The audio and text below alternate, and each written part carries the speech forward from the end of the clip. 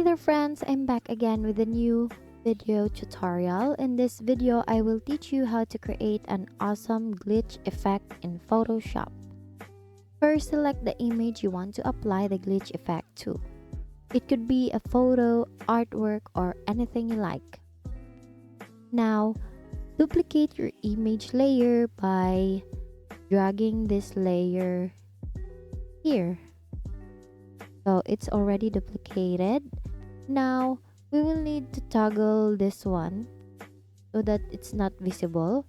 So this copy layer, we need to desaturate it in order for it to be black and white. Now select image, over your mouse to adjustments, and then select desaturate. Now this black and white layer, we need to create a copy of this layer too.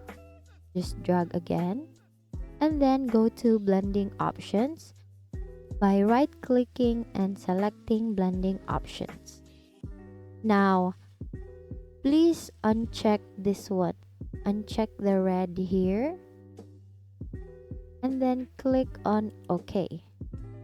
So in order for you to apply the glitch effect, just enable this layer here and then drag the photo like this or here.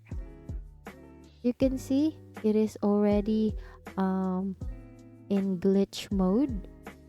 So we can also adjust this one by selecting this marquee tool, select here, and then move this selected area and just try it again. For example here, and then we will move that area also.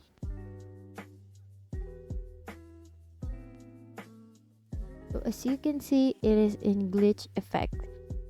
And that's it. You now know how to give your images a captivating glitch effect in Photoshop. It's a fun and creative way to add a unique twist to your photos and artwork.